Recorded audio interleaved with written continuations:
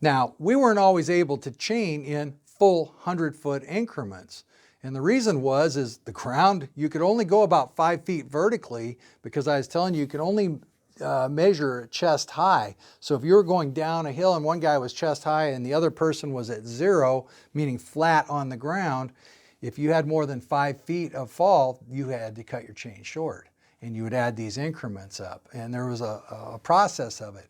And we used to have all kinds of words that we would use, our communication processes when we were chaining. One of them is you were always talking out loud. Good, good, good, chain, mark. And then you would have a steel tape. Now the steel tape's integrity is based on the fact that it's not all kinked up and broke or bent, because if you bend it, your chain is automatically shorter. And so you were very careful with the chain and how you treated it, because this was an instrument of your, this was a measuring instrument. And a lot of times we had two chains. We had like a construction chain that was a little more beat up, and then we had a calibrated chain. And the calibrated chain was only used for precise measurements, and that was real common. So you didn't want even your construction chain getting run over. So a couple things you never did is you would, if someone yelled chain, you drop the chain on the leather handle end, and the other person would whip it back to get it out across traffic, and it would go flying over there. It comes back like a whip, and that was to protect the integrity of the chain. If you didn't have time, what you would do is you'd stretch it really tight and you'd put your foot on it, but you'd make sure you didn't have your hand wrapped in it in case that chain got caught, because it's metal, got caught in that car, it would take your, rip your hand. And so you'd put it flat, make sure your hand wasn't in the leather, hold it flat on the ground so that the cars could travel over it. And that generally wouldn't, as long as it was flat, it wouldn't affect the chain at all. Another thing you never did is if you were on the leather end, when you walked back to the other guy, he was reeling it up, is you always dropped the chain. You never walked to them with the chain in your hand, because you're creating a bow and you create a potential to kink. And you're always looking for, to protect the chain, and a kink in it is absolutely not good.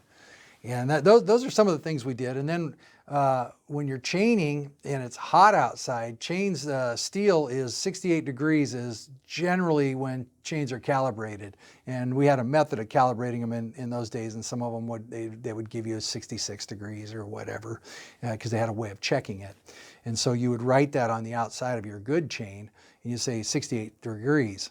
And when you were doing a lot of chaining on a hot day, if it was 100 degrees outside, the steel expands, and so you had to compensate for that. I still remember the formula today. It's 0.0005065. And so you would take the outside temperature of 100 degrees minus 68 degrees times 0.00065 and times 100.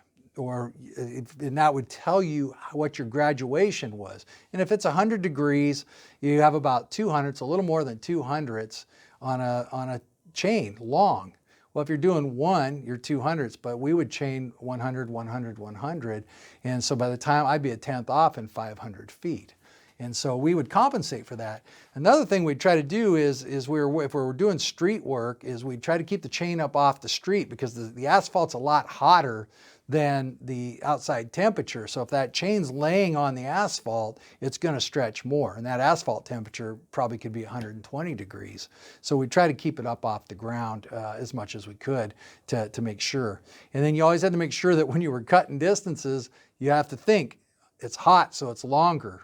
In California, we don't have to worry so much about a cold chain, but you wanted to make sure you didn't go the wrong direction when you did that. And that's really how we chained. And like I say, we did it every day. On my belt, I still carry a plumb bob. I still carry the same hand level that I've always had.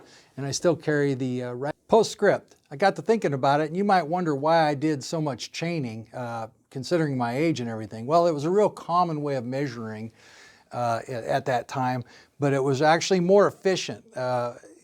Think back to the mid-'80s and into the '90s, actually. what we used to do for distances is you had we used T16s, T1s, and T2s. These were the common instruments, wild T16s. And they didn't have an EDM that mounted onto them. Well, let's take one step further back. Initially, I was using a kern instrument to measure, and there was no way to mount an EDM on it. So we would turn our angles with a kern, and then we would take that kern off and we would put on a Hewlett-Packard, like a 3808, 3810. Now, these things could measure a very long distance, but it was a completely separate set of equipment, and it was about the size of, I can't think of anything that's still relevant that it's about the size of, but it was about the size of a VCR. And so you would put that on, and it had a peep sight in the top, and you couldn't see through it. I don't think there was any magnification on it. And so then what we would do is we had a rifle scope taped to the top of our EDM so that we could at least try to find our glass. And so you'd put this separate piece of equipment on, and it was a whole thing. It's a whole nother talk about how these particular instruments worked. Well, then once we got past that, we were using the wild T16s and T1s and T2s.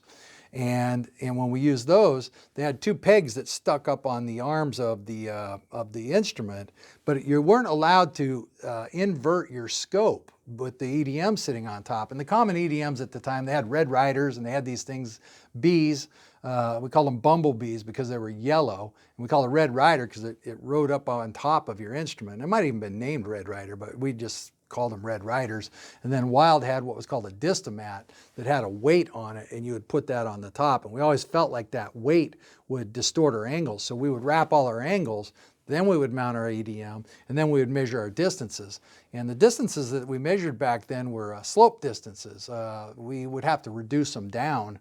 The instrument didn't do that. It just measured distances. And to put your slope distance in, some of the early ones is you could actually read your vertical, and then you could dial it in or punch it in to the EDM, and then it would calculate the horizontal. Well, if we were going to do that, we'd like to have a record of it, and so we would write it down, and we'd write down our slope distances and reduce them to horizontal later. And so that was an operation. And if you were on site, a lot of these things could be done. We had 100-foot steel tapes, and a lot of times it was just quicker and to use it if you're going down a straight line. And we did true line surveying. For example, we would set the center line, BCs and ECs with an EDM. Then we would occupy them, and then we would turn 90, and let's say we had curb at 20 feet. And we'd turn 90, and we'd set a stake at 20 plus 3 for a 3-foot offset. We'd move ahead to the BC of the curve, do the same.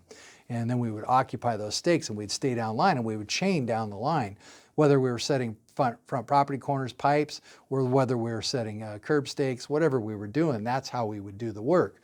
And it was much more efficient because we didn't have the ability to radial stake. Well, we had the ability, but it was incredibly inefficient. Because we would have to calculate azimuths, and we'd sit there and hand in our coordinates, inverse them, write down the azimuth. So there was a lot of potential for error there because you would have to inverse. That meant you hand entered the coordinate, you read it correctly, you wrote it down correctly, then you set up, and then you were able to measure it and put it in the ground correctly. And it was not something we would do. And so we chained. And then we also had 300-foot chains for distances that were longer. Now, we didn't use the 300-foot chain that often, and the main reason is because the ground wasn't flat enough a lot of times for us to use it. Where we would use a 300-foot chain was laying out buildings, warehouses. We used them for measuring diagonals. And that was something we did all the time, was turn 90 degrees, lay out a building 90, 90, 90, and then you would measure your diagonal to check. And 90 degrees, and again, that's another reason we didn't want to radial stake, because we had to read verniers, and we were always afraid we were going to incorrectly read them. And 90 degrees is 90 degrees, and it's easy to check. And so we worked off 90s as much as we could. And that's the reason that I learned to chain, and we did a heck of a lot of chaining. Like I said, it was something we did every day. And now you know where the title Chainman came from.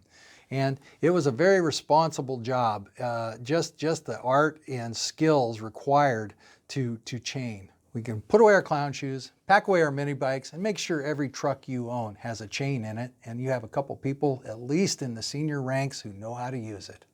Thank you and have a nice day.